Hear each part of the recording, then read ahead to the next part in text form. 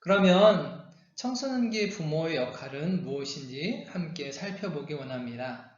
부모님들은 이런 질문을 할 수 있어야 되는데요.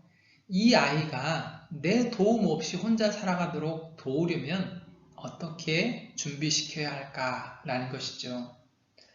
이 청소년의 시기 자녀와 부모 사이에는 팽팽한 긴장감이 흐릅니다. 하지만 어른으로 성장해가는 중요한 때이므로 더 각별한 관심이 필요합니다.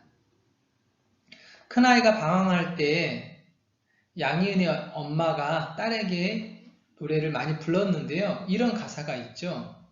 난 잠시 눈을 붙인 줄만 알았는데 벌써 늙어 있었고 넌 항상 어린 아이일 줄만 알았는데 벌써 어른이 다 되었고 난 삶에 대해 아직도 잘 모르기에 너에게 해줄 말이 없지만 내가 좀 더 행복해지기를 원하는 마음에 내 가슴속을 뒤져 할 말을 찾지. 공부해라. 아냐, 그건 너무 교과서야. 성실해라. 에이, 나도 그러지 못했잖아. 사랑해라. 아냐, 그건 너무 어려워. 너의 삶을 살아라. 난 한참 세상 살았는 줄만 알았는데 아직 15이고 난 항상 예쁜 딸로 머물고 싶었지만 이미 미운 털이 박혔고 난 삶에 대해 아직도 잘 모르기에 알고픈 일들 정말 많지만 엄만 또 늘 같은 말만 되풀이하며 내 마음의 문을 더 굳게 닫지. 공부해라. 그게 중요한 건 나도 알아. 성실해라. 나도 애쓰고 있잖아요. 사랑해라. 더는 상처받고 싶지 않아. 나의 삶을 살게 해줘. 그래서 청소년기의 고유한 특징을 인정하고 이해해 주는 것이 너무 중요합니다. 어린아이처럼 모든 걸 다 들어주는 건 아니지만 그때그때 너 왜 이래? 하며 서로 부딪히다 보면 감정은 더 격해지고 자녀와의 관계는 점점 더 악화됩니다. 아이들이 변화를 받아들이고 기다려줘야 부모, 자녀 간의 대화가 가능해집니다. 또한 부모를 멀리하는 아이들에게 멘토를 찾아줘야 합니다. 부모 외에 어른들의 존재가 매우 중요합니다. 부모 대신 자녀를 진심으로 이해하고 이끌어줄 수 있는 어른과 만나게 해줄 필요가 있습니다. 학교 선생님이나 교회 선생님이나 또는 좋은 동아리의 선배 등등 말이죠. 또한 사랑스러웠던 자녀들의 어린 시절을 떠올려 보아야 합니다. 부모로부터 벗어나고 싶은 마음과 함께 부모의 그늘에 있고 싶은 모순된 감정을 가지고 있습니다. 또 하루에도 몇 번씩 내외적으로 신체적인 변화로 인해 부모에게 자신이 고통스럽고 혼란스럽다라는 사실을 이해받고 싶어 합니다. 자녀가 아무리 거칠고 제 마음대로 행동하려 한다고 해도 감정적으로 받아들거나 질책해서는 안 되겠죠. 사실 밉상 그 자체인 10대를 이해하고 너그러기 대하기란 참 어려운 일입니다. 하지만 한없이 사랑스럽고 예뻤던 어린 시절을 떠올리며 사랑을 줘야 합니다. 감정적인 사랑이 아니라 긍정적인 자극을 주어 성장을 돕는 사랑이 필요합니다. 부모는 어떤 순간에도 자녀들을 이해하고 용서해야 합니다. 고린도전서 9장 10절에 보면 밭 가는 자는 소망을 가지고 갈며 곡식 떠는 자는 함께 얻을 소망을 가지고 떠는 것이라 말씀합니다. 하나님의 계획 속에 자라고 있는 우리 자녀들이 하나님 안에 있다는 소망을 가지고 밭을 가는 부모가 되기를 소망합니다. 또한 부모는 자녀들을 존중하고 그들의 세계로 뛰어들어야 합니다.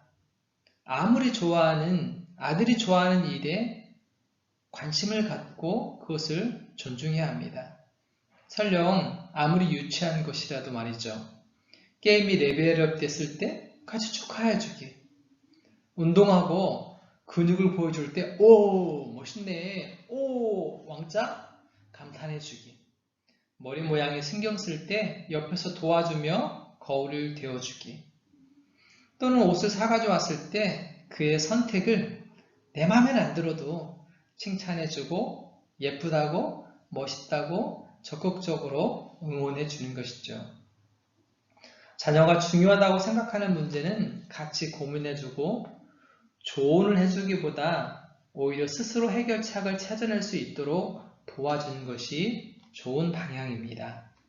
자녀가 충분히 어려운 상황을 잘 헤쳐나가리라 믿고 있음을 자녀에게 보여주어야 합니다. 또한 부모는 통제가 아닌 영향력을 행사하는 부모로의 전환이 필요합니다. 부모는 자녀가 자신의 삶에 대한 책임감을 개발시킬 자유와 실패할 자유 모두를 허용해야 합니다. 자신이 실수할 것이며 그 실수를 통해 무언가를 배운다는 사실을 알려줘야 하고 실패를 경험하게 해야 합니다. 또한 책임감을 줄 수 있도록 일례로 세차나 설거지, 청소 등 집안일을 시켜야 합니다. 부모가 조금이라도 다가가면 사생활 침해라며 난리치고 좀 거리를 두면 관심이 나한테 그렇게 없다고 아우성입니다. 그러나 아무것도 안 하면 무능력한 부모로 치부해버립니다. 그래서 자녀들이 어떠한 반항에도 일관되고 확고한 태도를 취해야 합니다. 아이들의 안정감을 위해 부모의 제재와 관리가 여전히 필요하죠. 그래서 책임감을 심어줄 수 있는 이런 작은 일이지만 집안일 등을 시키는 것이 중요합니다. 또한 밖에 나갔을 때에는 어디에 있는지 또는 어디로 가는지 충분하게 보고할 수 있도록 알릴 수 있도록 지도해 주는 것이 중요하죠. 그리고 통금 시간을 정해서 가능한 그 시간을 지키도록 지도하는 것이 좋습니다. 끝으로 가족과 함께하는 시간을 가져야 합니다. 밥상의 대화, 또 요즘 우리 교회에서 믿음의 가정 세우기 프로젝트를 통해서 가정 예배 드리고 있는데요. 이런 가정 예배, 또 가족 여행, 또 가족 등반 여러 가지 일들을 할 수 있는데요. 이러한 것들이 우리의 자녀들의 전두엽을 자극하게 되는 것이고 이 건강한 가족 관계는 아이들의 균형 잡힌 뇌를 개발시킨다는 것을 꼭 기억해 주셨으면 좋겠습니다. 그러면 네 번째로 청소년기 교회학교 교사로서 우리는 어떤 역할을 해야 될까 잠시 생각해 보겠습니다. 첫 번째로는 학생들의 좋은 멘토가 되어 주십시오. 학생들의 편이 되어 주라는 것입니다. 언제나 잘하든지 못하든지 든든한 지지자가 되어 주십시오. 선생님은 그래도 내 편이야. 사실 이만한 것보다 더 든든한 것이 있을까요? 선생님이 늘 내 편에서 내 생각과 나를 지지해주는 사람이라는 것 아주 중요합니다. 또한 칭찬을 할 때에는 디테일하게 칭찬해 주십시오. 그 아이의 작은 것에 관심을 가지고 칭찬해 줄 때 그 아이는 선생님이 나를 바라보고 있구나. 나에 대해서 생각하고 있구나 라는 것을 느끼게 되고 그 말에 귀를 기울이게 됩니다. 두 번째로 반에서 유대감을 높일 수 있는 기회를 만들어 주십시오. 청소년기 아이들에게는 또래 집단이 너무너무 중요합니다. 그래서 교회에 친한 친구가 없다면 더욱이 그 반에 친한 친구가 없다면 교회에 오는 것이 사실 너무 힘들고 어렵습니다. 너무 끼리끼리 모이면 문제가 되고 상처받는 경우들이 있습니다. 모두가 함께 활동과 나눔을 할 수 있는 기회를 적극적으로 만들고 활용해서 서로 친밀한 관계가 형성되도록 도와주어야 하겠죠. 세 번째는 신앙의 의문을 품게 하십시오. 신앙의 의문을 품는다니까 좀 이해가 안 되실 수 있지만 청소년 시기는 가치관 혼란을 경험하는 때입니다. 부모님의 가르침이 옳은 것이었는지 처음으로 의문을 품기 시작합니다. 부모님이 믿는 것에 대해 질문을 던지고 자신들만의 신념과 가치에 합리적인 이유를 찾게 됩니다.